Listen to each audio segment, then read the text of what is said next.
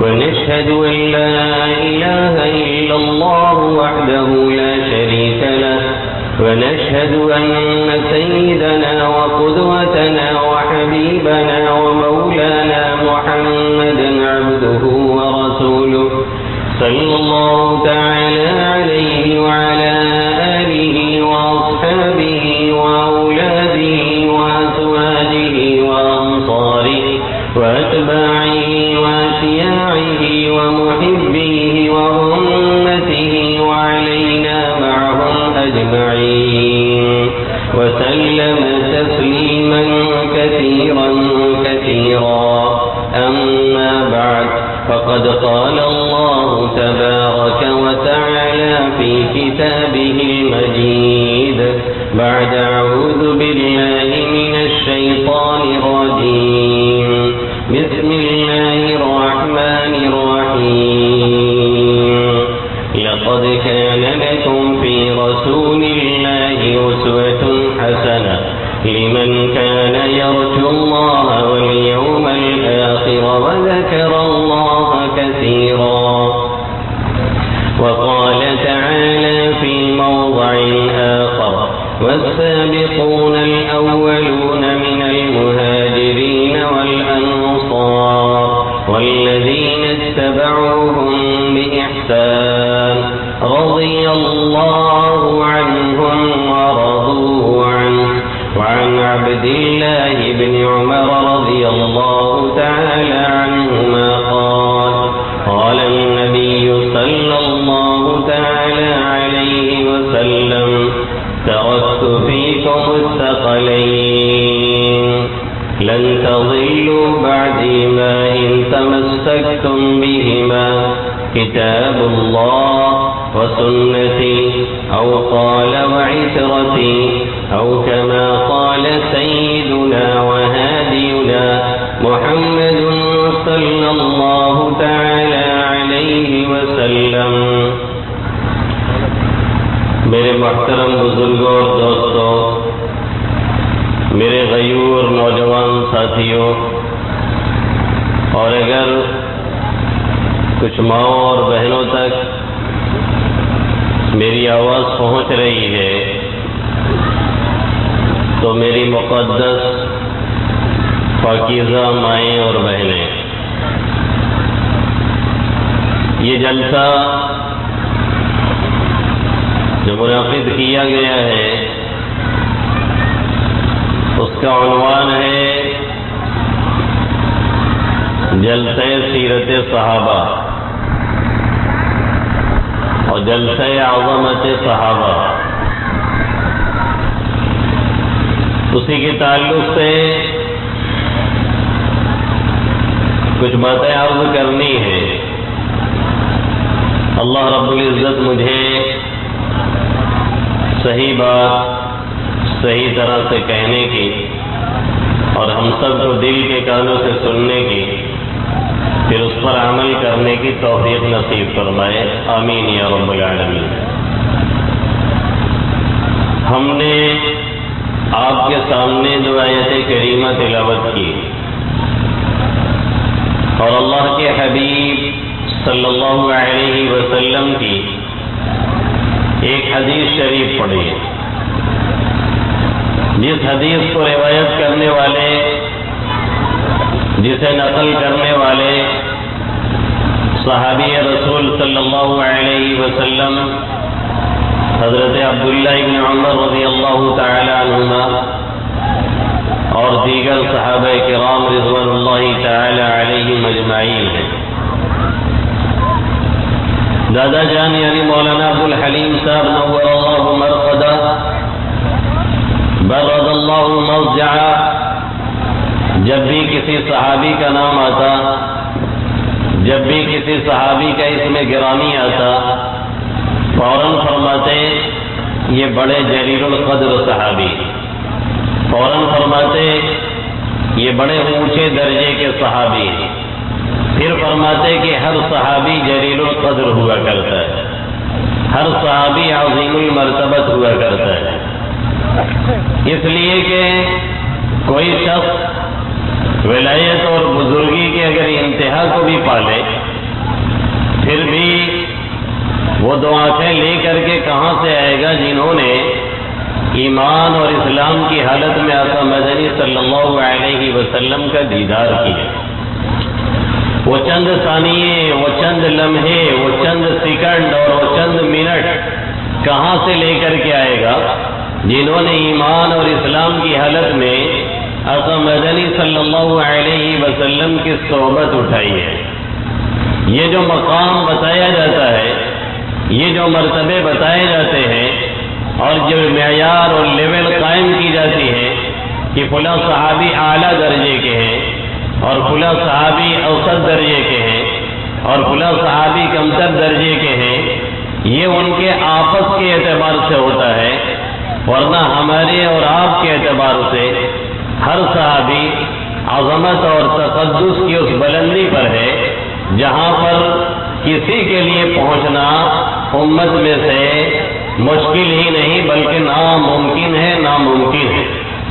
جس طریقے سے کوئی اپنی چاہت سے نبی نہیں بن سکتا ہے، اللہ جسے منتخب کرتا ہے، جسے سلیکٹ کرتا ہے، اسی کو نبی بناتا ہے، وہی نبی بنتا ہے۔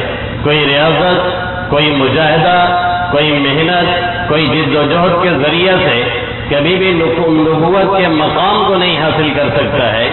ایسے ہی کوئی شخص اپنی خواہش، اپنی لگن، اپنی چاہت، اپنی محنت، اپنی جد و جہد سے اگر یہ چاہے کہ ہم مقام صحابہ حاصل کر لیں، اٹ از امپاسبل، یہ ناممکن ہے، ناممکن ہے، ناممکن ہے، کبھی بھی نہیں ہو سکتا ہے۔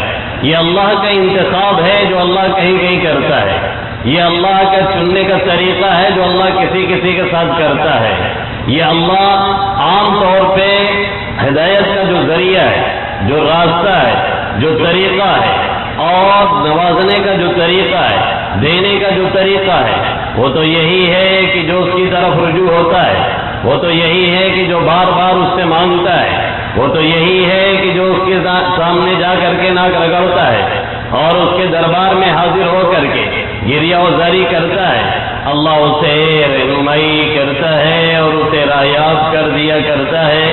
لیکن بہت سی مرتبہ کچھ ایسے ہوتے ہیں جن کو اللہ چن لیا کرتا ہے، جس کے بارے میں اللہ خود قرآن مقدس میں فرماتا ہے قُلِ الْحَمْدُ لِلَّهِ قُلِ الْحَمْدُ لِلَّهِ وَسَلَامٌ عَلَى عِبَادِهِ الَّذِينَ اصْطَفَىٰ قُلِ الْحَمْدُ لِلَّهِ وَسَلَامٌ عَلَى عِبَادِهِ الَّذِينَ اصْطَفَىٰ۔ اے محمد عربی صلی اللہ علیہ وسلم، آپ کہہ دیجیے ساری تعریفیں اللہ کے لیے ہیں اور سلامتی ہو اس کے ان بندوں پر جسے اللہ نے چنا، جسے اللہ نے منتخب کیا، جسے اللہ نے برگزیدہ بنایا۔ اور دوسری آیت میں چننے کا تذکرہ بھی اللہ کرتا ہے، اپنی طرف کھینچنے کا اور بلانے کا بھی تذکرہ کرتا ہے، منتخب کرنے کا بھی تذکرہ کرتا ہے اور عام قاعدہ اور قانون کی بھی بات کرتا ہے۔ اللہ فرماتا ہے اللہ یجتبی الیہ من یشاء ویہدی الیہ من ینیب، اللہ یجتبی الیہ من یشاء ویہدی الیہ من ینیب۔ اللہ جسے چاہتا ہے اپنے بندوں میں سے منتخب کر لیا کرتا ہے، چن لیا کرتا ہے۔ اور عام قاعدہ اور ضابطہ یہ ہے کہ جو بار بار اس کی طرف رجوع ہوتا ہے، بار بار اس سے پکارتا ہے اور بار بار اس سے مانگتا ہے، اسے بھی اللہ راستہ دے دیا کرتا ہے۔ تو جیسے نبوت کا مقام یہ محنت سے نہیں حاصل ہوتا ہے، یہ اللہ کے انتخاب پر مبنی ہے، ایسے ہی مقام صحابہ یا صحابیت کا مقام یہ بھی اللہ کے انتخاب پر مبنی ہے۔ کوئی اپنی کوشش اور محنت سے صحابی نہیں بن سکتا ہے، جیسے کوئی اپنی کوشش اور لگن سے نبی نہیں بن سکتا ہے۔ اسی لیے صحابہ کرام کا جو مقام ہے، ان کا جو تقدس ہے، ان کی جو عظمت ہے، وہ اتنی بلند ہے، اتنی بلند ہے کہ کبھی کوئی حاصل نہیں کر سکتا۔ صحابی کہتے کسے ہیں؟ صحابی ہوتا کون ہے؟ هم الذين أدركوا صحبة النبي صلى الله عليه وسلم مع الإيمان وماتوا على الإيمان ولم يتخلل رضا، جنہوں نے آقا مدنی صلی اللہ علیہ وسلم کی صحبت پائی ہو ایمان کے ساتھ۔ آپ صلی اللہ علیہ وسلم کا زمانہ، آپ کا دیدار کیا ہو ایمان کے ساتھ، آپ کے ساتھ رہے ہو ایمان کے ساتھ، ایمان ہی کی حالت میں ان کی وفات ہوئی ہو، یہ ان کا مقام ہے، پھر وہ صحابی ہوتے ہیں، پھر انہیں جنت کا سرٹیفکیٹ ملتا ہے، پھر دنیا میں چلتے پھرتے وہ جنتی ہیں۔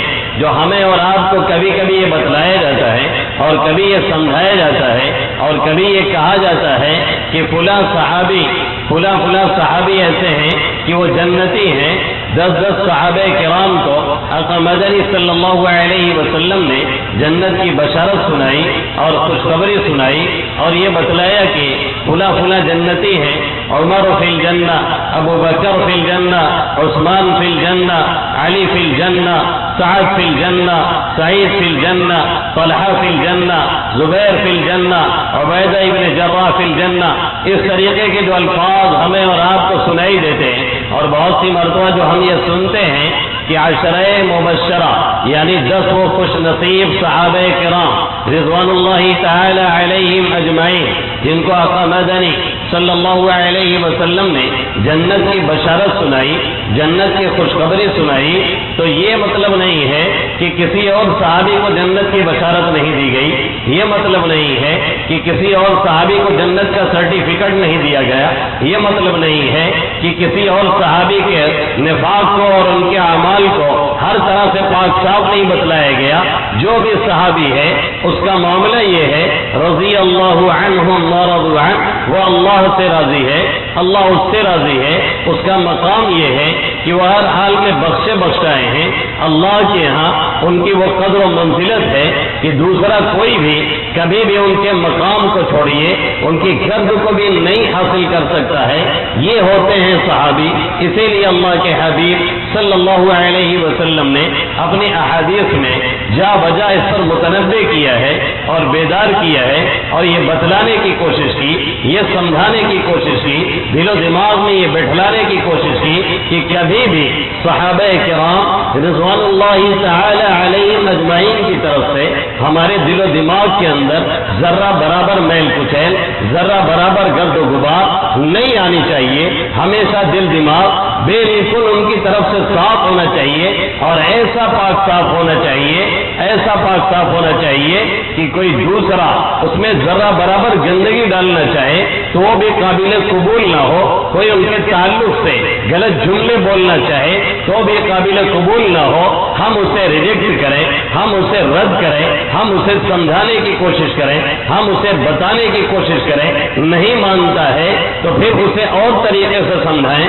جو سمجھانے کے بہت سے طریقے ہیں، پھر بھی نہیں مانتا ہے اس سے علیحدگی اختیار کریں، اس سے دوری اختیار کریں، کبھی بھی اپنے دل دماغ کو پلید اور گندا نہ ہونے دیں۔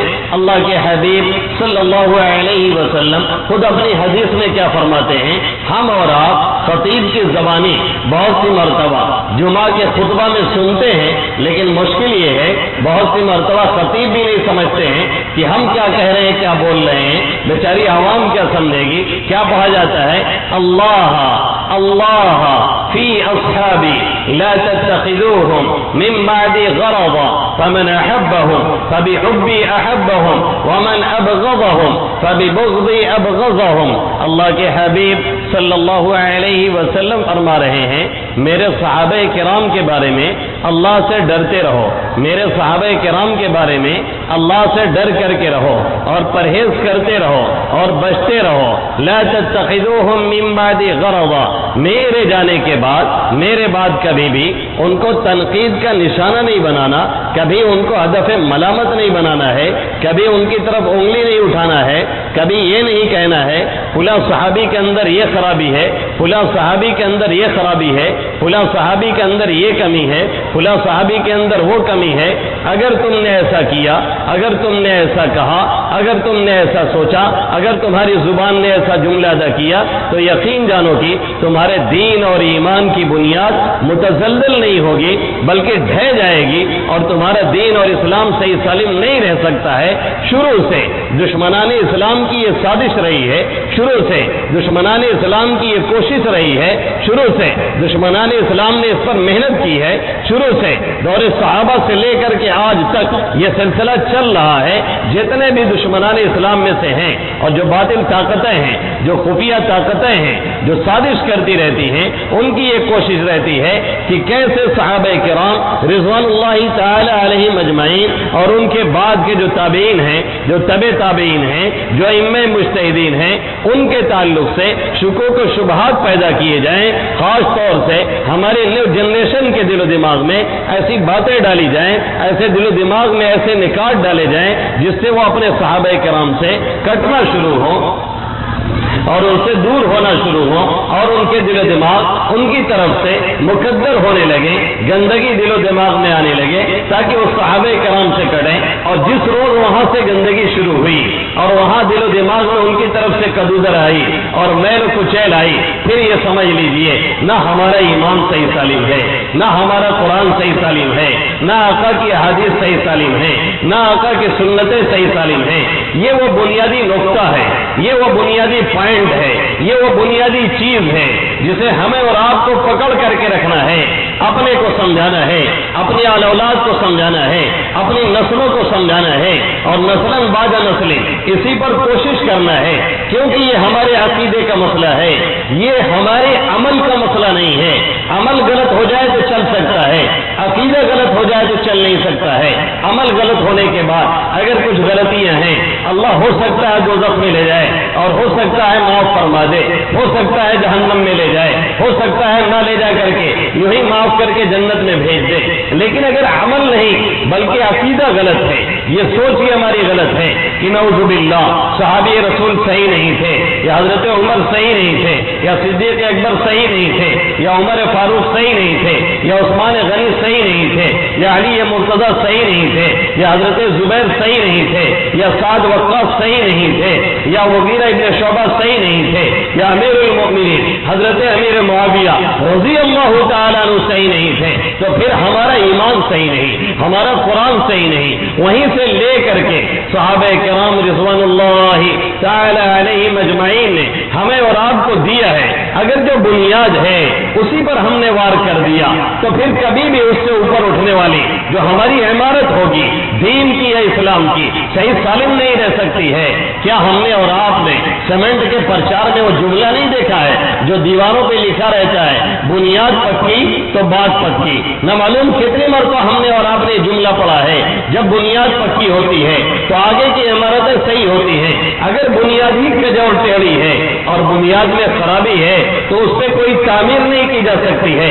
اگر اسلام کی جڑیں ہماری کمزور ہیں اور اسی میں خرابی ہے تو پھر اس پہ اعمال صالحہ کی تعمیر ہم کرتے چلے جائیں, کوئی مطلب نہیں بنتا ہے. وہ تعمیر نہیں ہوگی بلکہ ہو سکتا ہے اوپر جانے کے بعد وہ لڑکھڑا کر کے گر جائے. جیسے کہ اگر بنیاد کج ہے یا اس میں ٹیڑھا پن ہے یا اس میں خرابی ہے یا اس میں رکھنا ہے تو نتیجہ یہ نکلے گا کہ اس کے اوپر تعمیر ہو نہیں سکتی. اور اگر زبردستی تعمیر کی گئی تو کچھ اوپر جاتے جاتے وہ بنیاد ہماری ڈھہ جائے گی اور گر جائے گی.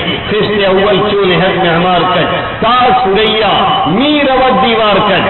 جب راجگیر پہلی اینٹ ٹیڑھی رکھ دیتا ہے, پہلی اینٹ غلط رکھتا ہے, بنیاد صحیح نہیں رکھتا ہے, تو سریا ستارے تک لے کر کے جائیے بنیاد ٹیڑھی ہی جائے گی, سیدھی نہیں جا سکتی ہے. میں تو کہتا ہوں ٹیڑھی بھی نہیں جائے گی بلکہ نتیجہ یہ نکلے گا کچھ اوپر جانے کے بعد وہ ڈھہ جائے گی. اس لیے اللہ کے حبیب صلی اللہ علیہ وسلم نے بڑے ہی کھلے لفظوں میں فرمایا اللہ اللہ فی اصحابی. اسی لیے اللہ رب العزت نے قرآن مقدس میں فرمایا والسابقون الاولون من المهاجرین والانصار والذین اتبعوهم باحسان رضی اللہ عنہم ورضوا عنہ. جو سابقین اولین ہیں وہ انصاری صحابہ ہوں, وہ مہاجرین صحابہ ہوں, سب کے سب بخشے بخشائے ہیں, سب کے سب جنتی ہیں. دنیا میں اگر کسی کو جنت کا سرٹیفکیٹ دیا گیا پوری جماعت کے اعتبار سے من حیث الطبقہ پوری جماعت کے اعتبار سے کوئی اگر مقدس ہے، کسی کو تقدس حاصل ہے، انبیاء کرام کے بعد روئے زمین پر اگر کوئی جماعت ایسی ہے جسے جنت کا سرٹیفکیٹ دے دیا گیا، اگر کوئی جماعت ایسی ہے جس کے تقدس کا اعلان کیا گیا، اگر کوئی جماعت ایسی ہے جس سے رضا کا اعلان کیا گیا، اگر کوئی جماعت ایسی ہے جس کے بارے میں یہ کہا گیا کہ ہم ان سے راضی ہیں، وہ ہم سے راضی ہیں، کامل اور اکمل ہونے کے لیے نہ معلوم کتنے امت میں آئے ہیں اور آتے رہیں گے، جو کامل بھی ہیں، اکمل بھی ہیں، مکمل بھی ہیں، مکمل بھی ہیں۔ جنید بغدادی کو لے لیجیے، سری سختی کو لے لیجیے، معروف کرسی کو لے لیجیے، ابو حنیفہ کو لے لیجیے، امام شافعی کو لے لیجیے، لیث بن سعد کو لے لیجیے، سعد سعید کو لے لیجیے، آئیے پھر مجاہدین میں غازیان اسلام کو لے لیجیے، طارق ابن زیاد کو لیجیے، صلاح الدین ایوبی کو لیجیے، محمود ثقفی کو لے لیجیے، محمود غزنوی کو لیجیے، یہ جتنے ہیں یہ کامل اور مکمل بھی ہیں اور مکمل بھی ہیں، دوسرے کو کامل کرنے والے ہیں، لیکن یہ فرد کے اعتبار سے ہیں، افراد کے اعتبار سے ہیں، کوئی کوئی کہیں کہیں پر مقدس ہے، کسی کو تقدس حاصل ہے، لیکن پوری جماعت کے بارے میں یہ اعلان کر دیا جائے کہ پوری جماعت مقدس ہے، یہ صرف حاصل ہے تو صحابہ کرام رضوان اللہ تعالی علیہم اجمعین کو دوسرے کسی کو یہ مقام حاصل نہیں۔ پوری جماعت کے اعتبار سے جسے تقدس کہا گیا ہو، جس کے تقدیس کا اعلان کیا گیا ہو، جس کی عظمت کا اعتراف کیا گیا ہو، اور جس کے بارے میں یہ کہا گیا ہو کہ یہی تمہارے لیے معیار ہے، میرے آج اور میری لائف کے بعد، میری زندگی کے بعد، میری سیرت کے بعد، میرے کردار کے بعد، میرے اعمال کے بعد، میرے اخلاق کے بعد، میرے کردار کے بعد اگر کسی پر تمہیں نظر ڈالنا ہے تو صحابہ کرام رضوان اللہ تعالی علیہم اجمعین ہیں، کیونکہ آقا مدنی صلی اللہ علیہ وسلم کی جو سیرت ہے، آقا کا جو کردار ہے، آقا کا جو اخلاق ہے، آقا کا جو طریقہ ہے، آقا کا جو طرز ہے، وہ ہمہ شمہ کے بس کی بات نہیں ہے کہ پورے طور سے ہم اسے فالو کریں۔ یقیناً انسان بننے کے لیے سیرت مصطفیٰ کا مطالعہ ضروری ہے، یقیناً انسانیت لانے کے لیے آقا کی سیرت کا پڑھنا ضروری ہے۔ سیرت مصطفیٰ پڑھیں ماجد، خود کو انسان اگر بنانا ہے، لیکن سیرت کو اپنے میں ڈھالنے کے لیے یہ آسان کام نہیں ہے۔ کیوں؟ اس لیے کہ سیرت کہتے ہیں نبی کی ذاتی زندگی کو، سیرت کہتے ہیں نبی کے ذاتی کردار کو، سیرت کہتے ہیں نبی کے ذاتی کمال کو، سیرت کہتے ہیں نبی کے ذاتی اخلاق کو۔ ہم میں سے کون ہے جو نبی اکرم صلی اللہ علیہ وسلم کی رزق کرے اور آپ کا پیچھا کرے؟ آقا کا حال یہ ہے، خود کھانے کو نہیں ہے، آقا کا حال یہ ہے، خود پینے کو نہیں ہے، آقا کا حال یہ ہے، خود پہننے کو نہیں ہے، دوسرا کوئی دروازے پہ آتا ہے دینے کے لیے کچھ نہیں ہے، آقا دوسرے سے قرضہ لیتے ہیں اور قرض لے کر کے پھر اسے ادا کرتے ہیں اور اسے دیتے ہیں۔ سخاوت کے سبب سے بیشتر مقروض رہتے تھے، بچا کر کچھ نہ رکھتے، سائلوں سے لا نہ کہتے تھے۔ وہ 63 سال کی عمر مبارک آپ نے پائی، مسلسل 3 دن بھی پیٹ بھر روٹی نہیں کھائی، کھجوروں اور پانی پر معیشت گھر کی چلتی تھی، گزر جاتے مہینے آگ چولہے میں نہ جلتی تھی، کئی دن اور رات فاقوں سے اپنی کاٹ دیتے تھے، شکم پر بھوک کی شدت میں پتھر باندھ لیتے تھے۔ یہ میرے نبی کی سیرت ہے۔ ایک ایک مہینہ گزر جاتا، امی جان حضرت عائشہ صدیقہ الطاہرہ المطہرہ حبیبۃ النبی صلی اللہ علیہ وسلم یہ فرماتی ہیں کہ مہینے مہینے گزر جاتے، بیت نبوت میں دھواں نہیں اٹھا کرتا تھا، آگ نہیں جلا کرتی تھی، پکانے کو کچھ نہیں ہے، کھانے کو کچھ نہیں ہے، پہننے کے لیے چیزیں میسر نہیں ہے۔ یہ صورت حال ہے۔ ایک ایک مہینہ کنٹینیو، ایک دن نہیں، 2 دن نہیں، ایک وقت نہیں، 2 وقت نہیں، 2-4 راتیں نہیں، ایک ایک مہینہ۔ اسی لیے میرا نبی فرماتا ہے لقد اوذیت فی اللہ ما لم یؤذ احد ولقد اخذت فی اللہ ما لم یخف احد۔ جتنا مجھے اللہ کی راہ میں ستایا گیا اتنا کسی کو نہیں ستایا گیا، جتنا مجھے اللہ کی راہ میں دھمکایا گیا اتنا کسی کو نہیں دھمکایا گیا۔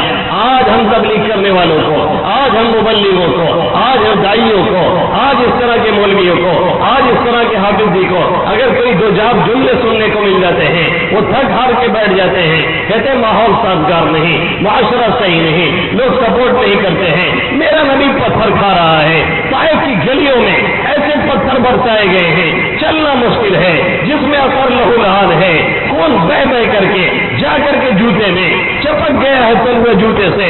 ज़ैद इब्न हारिसा रफीक सफर जब आका का जूता छुड़ाते हैं, आका दर्द से कराह रहे होते हैं। आका का हाल ये है, मक्का की गलियों में चलते हैं, राहों में कांटे बिछाए जाते हैं। आका का हाल ये है, मदीना की गलियों में चलते हैं, यहूद साजिश करते हैं, पत्थर से मार करके हलाक करने की कोशिश करते हैं।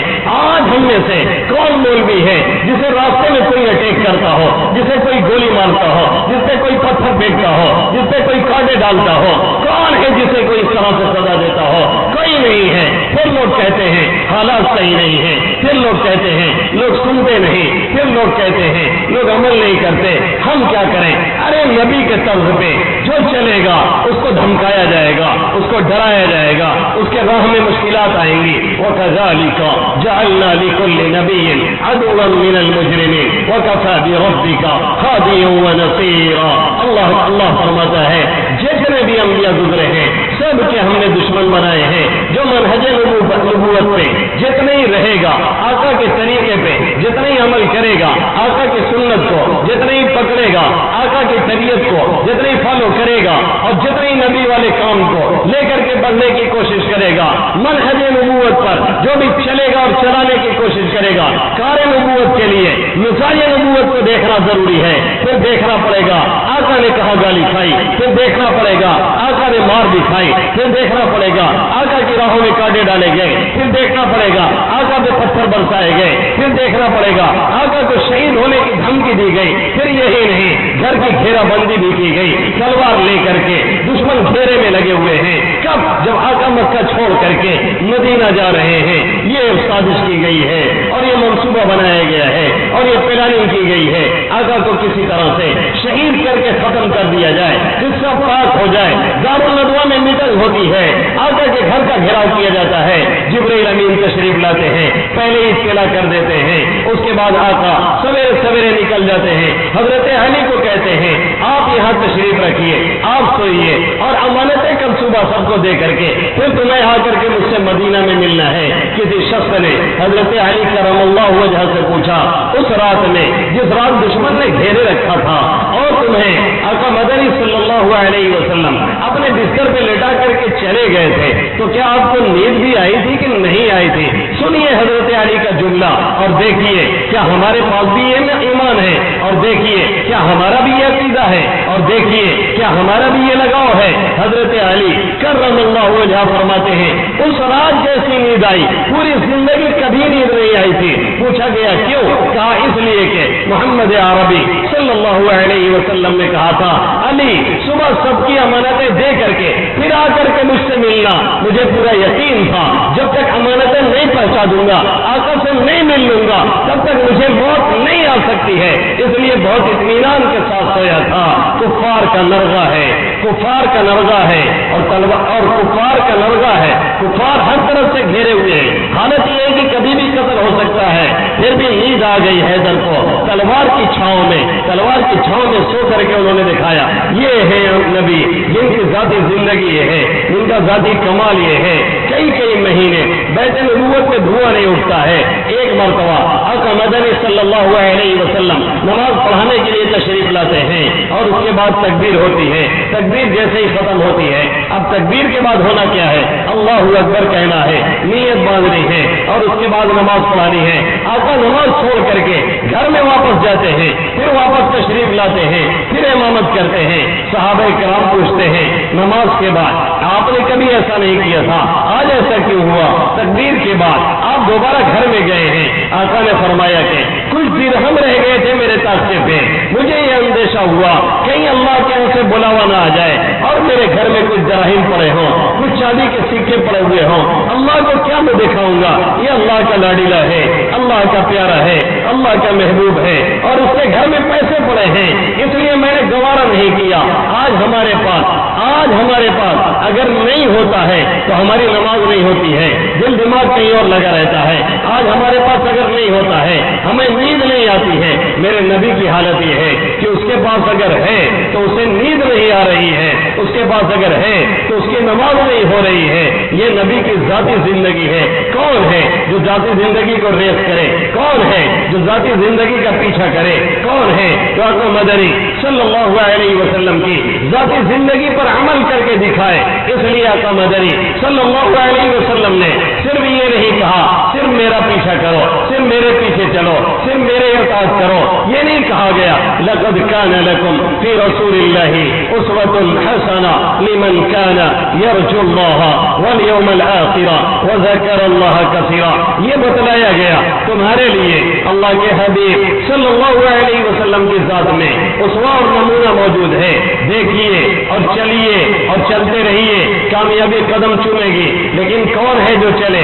عام صحابہ کرام بھی سنت کو پکڑ کر کے چلے ہیں، آپ کی سیرت کو چلنے والے بہت ہی کم صحابہ کرام ہیں جنہوں نے واقعتاً پورا پیچھا کیا ہو۔ کون ہے جو مہینے مہینے اپنے گھر میں چولہا نہ جلائے؟ کون ہے جو 3 لفافہ کرے؟ یہاں تو اگر بیوی سے دوپہر میں آدھا گھنٹہ کھانا لیٹ ہو جائے، بیچاریوں سے 1 گھنٹہ کھانا لیٹ ہو جائے تو پتہ چلا کہ طلاق کا میسج چلنے لگتا ہے، گھر سر پہ اٹھا لیا جاتا ہے، پلیٹیں توڑی جانے لگتی ہیں، تھوڑا سا نمک ادھر ادھر ہو جاتا ہے تو معلوم یہ ہوا کہ ایک بلوا، ایک فساد، ایک ہنگامہ، ایسا لگتا ہے کہ اس مربوط کو اور اس بیچارے کو کبھی کھانے کو نہیں ملا تھا، اتنے ہنگامے کیے جاتے ہیں۔ آقا کا مزاج کیا ہے؟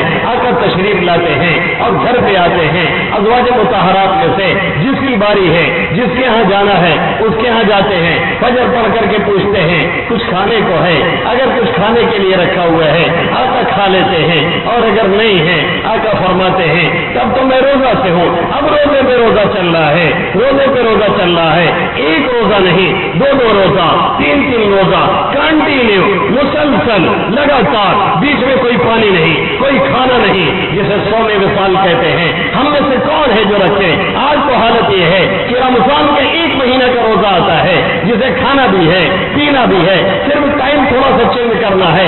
عام دنوں سے زیادہ ہم کھاتے ہیں، پھر بھی ہمارا نوجوان 18-20 سال کا، 25 سال کا، 30 سال کا مستنڈے ہیں، صحت اچھی ہے، کوئی دقت نہیں، ادھر کھا رہے ہیں ادھر کھا رہے ہیں، پردے کے پیچھے بیٹھ کر کے نمکا کی چائے پی رہے ہیں، اس کی چائے پی رہے ہیں، ادھر چپکڑ کھانے میں جا رہے ہیں، ادھر جا کر کے کہیں جھپکا پور میں، کہیں لپٹا پور میں، کہیں کھپتا پور میں، کہیں بروڑ میں، کہیں ترسائے میں، ادھر ادھر چھپ چھپ کر کے۔ یاد رکھیے چھپ چھپ کے جو پانی پیتا ہے ایک روز ٹینگنا ضرور اٹکتا ہے۔ وہ کیا یاد نہیں واقعہ؟ کیا واقعہ معلوم نہیں ہے کہ ایک ساتھی نے اپنے دوسرے ساتھی سے کہا کہ میں روزہ نہیں رکھتا ہوں۔ کہا یار روزہ نہیں رکھتے تو کھاتے پیتے کیسے؟ کہا ایسا چھپ کر کے پانی پیتا ہوں کہ اللہ مجھے نہیں دیکھتے، نعوذ باللہ من ذالک، ایسا چھپ کر کے پانی پیتے ہیں کہ ہمیں ہمارا رب ہی نہیں دیکھتا ہے۔ کہا کیسے؟ کہا تالاب میں نہانے نکل جاتا ہوں، سب سمجھتے ہیں کہ روزہ ہوگا اس لیے گرمی لگ رہی ہے، نہانے گیا ہوگا، اور روزہ میں نہانے میں کوئی حرج بھی نہیں ہے، گرمی لگے تو 1 بار نہیں 2 بار نہائیے۔ حدیث میں بھی آپ صلی اللہ علیہ وسلم نے فرمایا کہ اگر گرمی کی شدت پریشان کرے تو آپ غسل کر لیجیے، تھوڑا سا تازگی آ جاتی ہے، سکون مل جاتا ہے، اطمینان حاصل ہو جاتا ہے۔ تو یہ تو حکم حدیث میں بھی ہے۔ تو اس نے کہا کیا کرتے ہو؟ کہنے لگے ایسی جگہ پانی پیتا ہوں کہ اللہ بھی نہیں پتا پاتا ہے، دنیا والے کیا پتا پائیں گے۔ ایک مرتبہ جناب ڈبکی لے کر کے پانی پی رہے تھے، تیرنا گیا اور جا کر کے کھٹ سے گلے میں اٹک گیا۔ آپ نے دیکھا ہوگا جو کانٹے والی مچھلیاں ہوتی ہیں جہاں وہ کہیں اندر پہنچی وہ فٹاک سے اپنا ٹینگا اپنا کانٹا باہر کرتی، نتیجہ یہ نکلا یہ اٹک گیا۔ اب نکل کر کے وہ کر رہے ہیں اور پبلک سمجھ نہیں رہی کہ کیا کہہ رہے ہیں۔ اب پتا چلا کہ اللہ نہیں پوری پبلک دیکھ رہی ہے، اور دیکھتے دیکھتے دنیا سے اسی حالت میں چلے گئے۔ اللہ ہم سب کی حفاظت فرمائے۔ یہ ہمارا نوجوان جو سمجھتا ہے مرنا نہیں، جو سمجھتا ہے دنیا سے جانا نہیں، جو سمجھتا ہے ابھی باڈی لینگویج صحیح ہے، ابھی جم کر کے آئے ہیں، تھوڑا ہینڈ کر کے چل رہے ہیں، باڈی دکھائی جا رہی ہے، باڈی اسی لیے یہاں تک کھول کھول کے پہنا جا رہا ہے، سب کو دکھایا اور بتایا جا رہا ہے۔ ارے اللہ ذرا سا یاد کرتا ہے کام ختم ہو جاتا ہے۔ 14 سال کے، 15 سال کے، 20 سال کے نوجوان کیا حادثاتی موت نہیں ہو رہی ہے؟ کیا ایکسیڈنٹ میں نہیں جا رہے ہیں؟ کیا اٹیک میں نہیں جا رہے ہیں؟ کیا گردے کی بیماری میں نہیں جا رہے ہیں؟ بلکہ میں تو اب دیکھ رہا ہوں بوڑھے بیچارے پڑے ہیں کھانس رہے ہیں، اور نئی عمر والے دھڑا دھڑ جا رہے ہیں۔ یہ صورتحال اللہ کے حبیب صلی اللہ علیہ وسلم نے فرمایا تھا قیامت کے قریب حادثاتی موت زیادہ سے زیادہ ہوگی۔ یہی زمانہ ہے، اٹیک ہے، گردہ فیل ہو گیا، ایکسیڈنٹ ہو گیا، ہر وقت خبر غفلت کی اتنی موٹی چادر ہم نے کھینچ رکھی ہے کہ ہم سمجھتے ہیں ہمیں دنیا سے جانا نہیں، ہم سمجھتے ہیں ہمیں دنیا چھوڑنا نہیں، ہم سمجھتے ہیں ہمیں دنیا خیر بات کہنا نہیں، جانے والے کو ہم لے کے جاتے ہیں پھر بھی یہی دماغ میں رہتا ہے ہمیں نہیں جانا ہے، اور رہتے ایسا ہے جیسے کبھی جانا نہیں، اور چلے جاتے ہیں تو لگتا ہے کہ کبھی دنیا میں تھے ہی نہیں۔ جب ہم نے کسی کو نہیں یاد کیا، ہم نے کسی کے لیے اصال ثواب نہیں کیا، ہم نے تیاری نہیں کی، ہم نے کلمہ نہیں پڑھا، ہم نے روزہ نہیں رکھا، ہم نے تلاوت نہیں کی، ہم نے نماز نہیں پڑھی، ہم نے ذکر نہیں کیا، ہم نے فکر نہیں کی، تو کون ہے ہمارے بعد جو ہمارے لیے اصال ثواب کرے گا، جو پڑھ کر کے بھیجے گا، جو خیال کرے گا؟ ابھی کانپور میں ہمارے ایک رشتے دار کی وفات ہوئی ہے، یہی وہ بیچارے کورونا میں چلے گئے، اور اچانک سے جس کو آپ لوگ کہتے ہیں، حالانکہ اللہ کے یہاں سے کوئی چیز اچانک نہیں، سب اتفاقی نہیں ہے، کانفیڈنس نہیں ہے، سب انتظام کے تحت ہوتا ہے، وہ چلے گئے۔ اب خود تو بیچارے نمازی تھے، بلکہ تہجد بھی پڑھتے تھے، اور ان کی بیوی بھی، لیکن بچوں میں انہوں نے کوئی توجہ نہیں دی۔ آج کل ایک یہ بھی ہے، ہمارے بڑے بوڑھے اپنا تو نماز روزہ کر لیتے ہیں، لیکن بچوں کی فکر عموماً نہیں کرتے ہیں، جس کی وجہ سے بڑے مسائل جنم لے رہے ہیں۔ 25-25 30 سال کا نوجوان، اسے کلمہ اور درود تک نہیں آتا ہے۔ نتیجہ یہ نکلا کہ یہاں اعظم گڑھ سے ان کے رشتے دار جب وہاں پہنچے ہیں تو ان کا جنازہ ہو چکا تھا، اور آدھا گھنٹہ گزرا تھا، گھر میں کوئی پوچھنے والا نہیں۔ شہروں کا حال آپ جانتے ہیں، ایک دوسرے سے اتنی دوری ہوتی ہے کہ کسی کو کسی سے کوئی مطلب نہیں ہوتا ہے، حتیٰ کہ بیچارے دنیا سے چلے جاتے ہیں، پڑوسی پوچھنے کا بھی روادار نہیں ہوتا۔ یہ شہروں کا حال ہے، ایک دوسرے سے اتنے بے خبر، خیریت لینے کے روادار نہیں، جنازے میں آنے کا روادار نہیں، عیادت کے روادار نہیں، تعزیت کے روادار نہیں، سب اپنے اپنے میں مست ہیں، اور دیہاتوں میں اتنے فکر مند ہیں کہ اگر بیچارہ کوئی پرانی سائیکل بھی لے کے آتا ہے تو کہتے ہیں کہاں تو جگاڑ بنائے ہو، اتنی فکر میں ہر دم لگے رہتے ہیں۔ یعنی دیہاتوں میں ہر دم پیش میں پڑے رہتے ہیں، اور شہروں میں کوئی تعلق نہیں۔ دونوں جگہ غلطی ہو رہی ہے، شہروں کو تھوڑا پیچھے آنا ہے، اور دیہاتیوں کو تھوڑا اپنے کو بیلنس کرنا پڑے گا۔ تو وہ لوگ جب پہنچے تو دیکھا کہ وہ بوڑھیا ان کے گھر میں، اور ان کی ایک بیٹی، ان کی 2 پتوں، یہ لوگ گھر میں موجود تھے، اور ان کا ایک بیٹا ہے جس کو پڑھانے کے لیے اور فیوچر بنانے کے لیے، اسی دنیا ہی کو تو ہم لوگ فیوچر سمجھتے ہیں، اصل فیوچر خبر ہے، اصل فیوچر مرنے کے بعد شروع ہوتا ہے، جس کو ہم نے بھلا دیا ہے۔ اسی دنیا کو ہم فیوچر سمجھنے لگے ہیں، ہم کہتے ہیں فیوچر بنا رہے ہیں، ہم کہتے ہیں مستقبل بنا رہے ہیں۔ کینیڈا میں پڑھا کر کے جاب لگوانے کے چکر میں اسے کینیڈا بھیجا، اسے پتا نہیں کیا پڑھنا ہے، ان کی بیٹی کو نہیں پتا کیا پڑھنا ہے، ان کی بہوؤں کو خبر نہیں کیا پڑھنا ہے۔ کہنے لگی آپ کا ایک مفتی سے تعلق ہے، آپ کو کچھ معلوم ہوگا، آپ بتائیے کیا پڑھنا ہے، ہم لوگ کو پڑھنے نہیں آتا ہے۔ خیر افسوس، اپنے دنیا سے چلا گیا، اولاد کو کلمہ نہیں معلوم، اسے درود نہیں معلوم، اسے نماز کا طریقہ نہیں معلوم۔ کیا جواب رب کو دے گا؟ رب پوچھے گا تمہارا رب کون ہے، دین کیا ہے، طریقہ کیا ہے؟ پھر اولاد کے بارے میں بھی سوال ہوگا، کس حالت میں چھوڑ کے آئے، کیا سکھلایا، کیا بتلایا، صحابی کون تھے، ان کا مقام کیا تھا، ان کی عظمت کیا تھی، ان کا تقدس کیا تھا، نبی کون تھا، کہاں سے آیا تھا، کس مقصد کے لیے آیا تھا، وہ کہاں پہ آیا تھا، کس مقام کو لے کر کے آیا تھا۔ محمد عربی صلی اللہ علیہ وسلم وہ مکہ میں مبعوث ہوئے، مدینہ ہجرت کی، وہاں کی وفات ہوئی، اور اس کے بعد وہیں پر آقا آرام فرما ہے۔ پھر 1.25 لاکھ تقریباً صحابہ کرام رضوان اللہ تعالی علیہم اجمعین کی مقدس سماج کو تیار کیا، جنہوں نے بلا کم و کاشت کے، بغیر کسی کھوڑ کے، بغیر کسی لاگ لپٹ کے دین کی تبلیغ کی اور ارشاد کی۔ اسی لیے 10,000 یا اس کے آس پاس صحابہ کرام کی قبریں مکہ و مدینہ میں ہیں، باقی پورے ورلڈ میں صحابہ کرام کی قبریں پھیلی ہوئی ہیں، اسی دین کے لیے، اسی کلمہ کے لیے، اسی دعوت کے لیے، اسی عمل کے لیے، اسی آقا مدنی صلی اللہ علیہ وسلم کا جو مشن آقا لے کے آئے تھے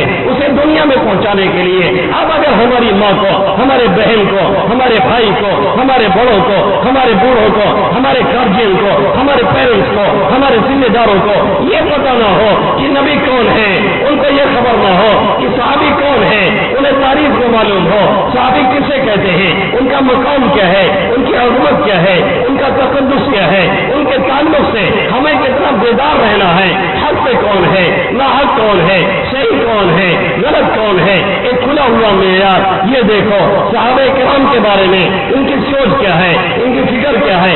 اگر صحابہ کرام سے محبت اور تعلق صحیح ہے تو سمجھ لیجیے کہ وہ شخص حق پہ ہے، وہ جماعت حق پہ ہے۔ اور اگر صحابہ کرام سے بدزنی رکھتا ہے، ان سے دوری رکھتا ہے، انہیں برا بھلا کہتا ہے، ان کے تعلق سے دل میں کوئی کھوٹ رکھتا ہے، پھر وہ کبھی حق پہ نہیں ہو سکتا۔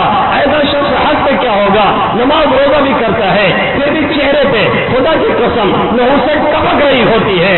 جو لوگ علماء حق سے دوری رکھتے ہیں، صحابہ کرام سے بدزنی رکھتے ہیں، چلو ان علاقے کو میں دکھا سکتا ہوں جن علاقے میں ایسے لوگ بستے ہیں جو صحابہ کو برا بھلا کہتے ہیں یا صحابہ کرام سے بدزنی رکھتے ہیں، اس علاقے میں آپ گھسیں گے، یقیناً آپ دیکھ کر کے محسوس کریں گے پورا کا پورا گاؤں نحوست زدہ ہے، ایسا لگتا ہے نحوست برس رہی ہے۔ اس لیے ذمہ داری ہے ہمارے پیرنٹس کی، اس لیے ذمہ داری ہے ہمارے گارجین کی، اس لیے ذمہ داری ہے ہمارے بڑوں کی، اس لیے ذمہ داری ہے ہمارے بوڑھوں کی۔ خود دین کو پڑھیں، خود سمجھیں، آقا کی سیرت پڑھیں، صحابہ کرام کو جانیں، صحابی کون ہوتا ہے ان کی تاریخ معلوم کریں، ان کا مقام معلوم کریں، اپنے بچوں کو ان کے واقعات سکھائیں، ان کے واقعات سنائیں۔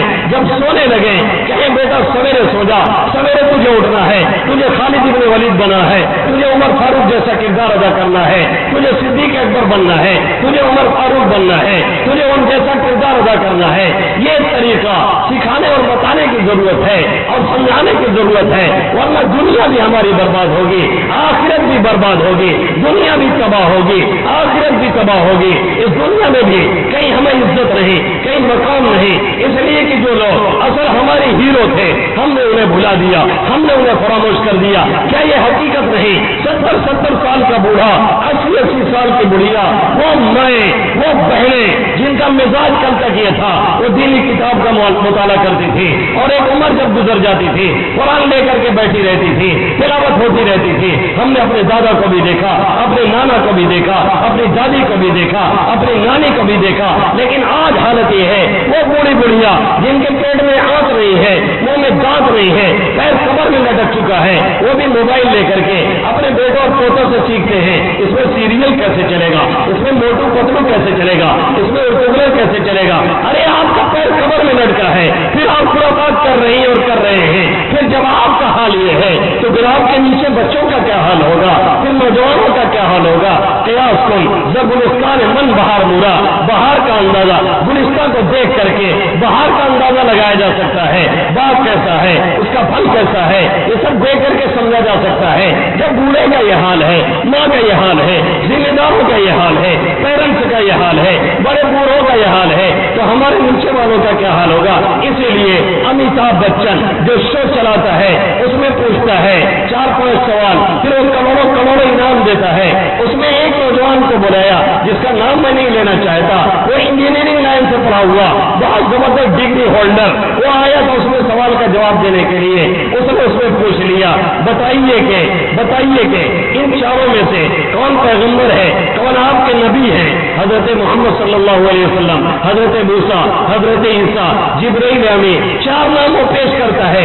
اس کے بعد کہتا ہے بتائیے اس میں کون پیغمبر ہیں اور کون پیغمبر نہیں ہیں۔ بہت سوچنے کے بعد وہ نوجوان کہتا ہے جبرائیل امین ہمارے پیغمبر ہیں، نعوذ باللہ من ذالک۔ جس کا باپ مسلمان، جس کا گھرانہ مسلمان، جس کا دادا مسلمان، جس کی دادی مسلمان، جس کا نانا مسلمان، جس کی نانی مسلمان، خیر افسوس یہ کس کی نظر لگی اور یہ کیا ہوا، اور ہم نے فیوچر بنانے کے چکر میں اصل فیوچر کیوں تباہ کیا۔ وہ کہتا ہے کہ جبرائیل امین ہمارے پیغمبر ہیں۔ امیتابھ بچن نے کہا آپ نے غلط کہا ہے، ایک کافر ہو کر کے مجھ کو صحیح کر رہا ہے اور بتا رہا ہے۔ اس نے کہا آپ نے غلط کہا، موسیٰ علیہ السلام یہ پیغمبر یہودیوں کے ہیں، عیسیٰ علیہ السلام یہ عیسائیوں کے پیغمبر ہیں، محمد صلی اللہ علیہ وسلم یہ آپ کے پیغمبر ہیں، اور جبرائیل امین یہ فرشتے ہیں جو قرآن لے کر کے آئے تھے اور آقا کو بتلایا تھا کیا ہو رہا ہے اور ہم کیا کر رہے ہیں۔ اور اس کے بعد کہتے ہیں مسلمانوں کو ترقی کیوں نہیں ملتی، اس کے بعد کہتے ہیں مسلمانوں کا دبدبہ کیوں نہیں، اس کے بعد کہتے ہیں مسلمانوں کا کوئی مقام کیوں نہیں، اس کے بعد کہتے ہیں اللہ کی مدد کیوں نہیں آتی؟ یقولون متی نصر اللہ، لوگ پوچھتے ہیں اللہ کی مدد کب آئے گی؟ الا ان نصر اللہ قریب، اللہ کی مدد قریب ہے۔ مدد لینے والے تو بنو جس کو پتہ نہیں میرا نبی کون ہے، جس کو پتہ نہیں نبی کا نام کیا ہے، جس کو پتہ نہیں ابو بکر کون ہے، جس کو پتہ نہیں عمر فاروق کون ہے، جس کو پتہ نہیں صدیق اکبر کون ہے، جس کو پتہ نہیں عثمان غنی کون ہے، جس کو پتہ نہیں علی مرتضیٰ کون ہے۔ جن نوجوانوں کے یہ خبر نہیں کہ پوری دنیا کے نوجوان ہمارے خلاف کھڑے ہیں اور سازش کر رہے ہیں، وہ یہودی اور یہودیہ جو ہاف اسکرٹ پہنتے اور پہنتی ہیں، جو ننگے ہوتے ہیں، جن کو دیکھ کر کے برہنہ نظر آتے ہیں، پھر بھی وہ ہمارے خلاف دن رات سازش کرتے رہتے ہیں۔ خیبر لینے کے چکر میں دن رات وہ لگے رہتے ہیں اور آج خیبر تک وہ آ چکے ہیں، لیکن ہمارے نوجوانوں کو یہ پتہ ہی نہیں مسجد اقصی کیا ہے، وہ ہمارا قبلہ اول جس میں ایک نماز کا ثواب 50,000 نمازوں کے برابر ہے، ہمارے نوجوان کو پتہ ہی نہیں، نہ کلمے کا پتہ ہے نہ درود کا پتہ ہے۔ ہر شخص یہ کہتا ہوا نظر آتا ہے برف گرتی ہے تو بیچارے مسلمانوں پر، صرف مسلمانوں ہی پر بجلی کیوں گر رہی ہے؟ سب کو علامہ اقبال کا شکوہ سب کو یاد ہے، جواب شکوہ کسی کو نہیں یاد ہے۔ جہاں سر اقبال نے یہ شکوہ کیا ہے وہیں جواب شکوہ بھی دیا ہے، وہیں اس کا جواب بھی دیا ہے، برف گرتی ہے تو بیچارے مسلمانوں پر۔ اگلی کڑی میں جواب دیتے ہوئے سر اقبال کہتے ہیں ہم تو مائل بکرم ہیں کوئی سائل ہی نہیں، ہم تو مائل بکرم ہیں کوئی سائل ہی نہیں، راہ دکھلائے کسے رہروے منزل ہی نہیں، جس سے تعمیر ہو آدم کی یہ وہ دل ہی نہیں، انسانیت نہیں رہ گئی، نام نہیں رہ گیا، مسلمانوں جیسا نام بھی نہیں، کام تو بڑی دور کی بات ہے۔ میرے نوجوانوں میں تم سے کہتا ہوں اپنا طرز بدلو، اپنی سوچ بدلو، اپنا نہج بدلو، اپنا طریقہ بدلو۔ کیا وہ بلبلاتی ہوئی مائیں، کشمیری مائیں جو سال بھر سے پورے کشمیر کو جیل بنا کر کے اس میں ان کو چکر کر کے رکھا گیا ہے، کیا تمہیں ان کی آنکھیں نظر نہیں آتی ہیں؟ کیا تمہیں ان کے آنسو دکھتے نہیں ہیں؟ تم رات کی تاریکیوں میں ڈاٹا کیبل میں جا کر کے کہاں بلو فلم دیکھ رہے ہوتے ہو، کہاں مستی کر رہے ہوتے ہو، جسے ایک خطرہ لگا ہے کہ اس کی ماں کی عزت تار تار کر دی جائے، جسے یہ خطرہ لگا ہے اس کے بہن کی عزت لوٹ لی جائے گی اور جس کے سامنے اس کی ماں اور بہنوں کی عزتوں کو بار بار داغدار کیا جائے وہ ڈاٹا کیبل میں مست رہے۔ یہ کہاں کا انصاف ہے؟ اور یہ مت سمجھو کہ یہ کشمیر کے ساتھ ہو رہا ہے، یہ مت سمجھو کہ یہ افغانستان میں ہو رہا ہے، یہ مت سمجھو کہ یہ فلسطین میں ہو رہا ہے، یہ مت سمجھو کہ یہ برما میں ہو رہا ہے، یہ مت سمجھو کہ یہ روہنگیا میں ہو رہا ہے، یہ مت سمجھو کہ یہ نیپال کے کسی علاقے میں ہو رہا ہے۔ اے موج حوادث ان کو بھی دو چار تھپیڑے ہلکے سے کچھ لوگ ابھی تک ساحل پہ طوفان کا نظارہ کرتے ہیں، طوفان کا نظارہ مت کیجیے، یہ جان لیجیے اللہ کا طریقہ کبھی نہ بدلا ہے نہ بدل سکتا ہے۔ غافل قوموں سے اللہ غافل نہیں ہوتا ہے۔ وَلَا تَحْسَبَنَّ اللَّهَ غَافِلًا عَمَّا يَعْمَلُ الظَّالِمُونَ، جو ظالم لوگ کرتے ہیں اللہ ان سے غافل نہیں، جو وہ کر رہے ہیں وہ بھی ظالم ہیں، ہم خاموش تماشائی ہیں، ہم بھی ظالم ہیں۔ ظلم دیکھ کر کے چپ رہنے والا وہ ظلم میں شریک بن جاتا ہے، کچھ نہ کہنے سے بھی چھن جاتا ہے اعجاز سخن، ظلم سہنے سے بھی ظالم کی مدد ہوتی ہے۔ ہم لوگ بھی ظالموں کے حمایتی ہیں، ان کے طرفدار ہیں اور بیٹھ کے جو تماشا دیکھ رہے ہیں۔ یاد رکھیں پزموردگی گل پہ جب ہنسنے لگی کلی، جب پھول مرجھانے لگتا ہے تو کلی ہنستی ہے کہ ان کا کام ختم ہو رہا ہے۔ پزموردگی گل پہ جب ہنسنے لگی کلی، آواز دی خزاں نے تو بھی نظر میں ہے، خزاں آواز دے رہی ہے کہ پٹریا والوں، گرینی والوں، بوکلہا والوں، مانی والوں، چوکیا والوں، گرینی والوں، سندر پور والوں، تم لوگ بھی نظر میں ہو، کبھی بخشے نہیں جاؤ گے مگر یہ کہ تم اپنے کو بیدار کر لو اور امت کے تعلق سے بیداری کا ثبوت دو اور یہ طے کر لو انشاءاللہ تعالی ثم انشاءاللہ تعالی عظمت کے ترانے آقا مدنی صلی اللہ علیہ وسلم کے تقدس کے ترانے صحابہ کرام رضوان اللہ تعالی علیہ اجمعین کے گائیں گے اور لوگوں کو سنائیں گے، سولی پہ چڑھ کر کے ڈنکے کی چوٹ پر ہمیں ڈریں گے نہیں، دبیں گے نہیں، جھکیں گے نہیں، اور کہیں بھی کوئی ظلم ہو رہا ہو اس کے خلاف شمشیر برہنہ ہو کر کے اپنی آواز اٹھائیں گے اور کچھ نہیں کر پائیں گے تو اپنے رب کے سامنے جا کر کے गिड़ गिड़ाएंगे, रब्बा मेरे बस में कुछ नहीं, हम कमजोर हैं, हम लाचार हैं, हम मजबूर हैं, हम कुछ नहीं कर सकते। मेरे मौला तू कादिर मुतलक है, कल भी तू शहंशाह था, आज भी है, आइंदा भी तू रहेगा। तू हय्यु कय्यूम है, तू कभी सोता नहीं, तू कभी गाफिल नहीं होता। जिस रोज ये करने लगेंगे पुटरिया के मामूली नौजवान तो भी मैं समझता हूँ एक सुर्ख इनकलाब हमें और आपको देखने को मिलेगा। अल्लाह इन चंद बातों पे मुझे भी अमल करने की तौफीक नसीब फरमाए। आप सभी हजरात को हयात बाकी, मुलाकात बाकी, बहुत सी बातें भी बाकी हैं। फिर आएंगे इंशाअल्लाह, करेंगे, फिर आएंगे इंशाअल्लाह, तफसील से बातें करेंगे। मौलाना आ गए हैं, वो हमारे मेहमान हैं, मैं बजीज वक्त में लेकर के अब उनको वक्त देना चाहता हूँ। आमीन या रब्बल आलमीन, वमा अलैना इल्लल बलागुल मुबीन।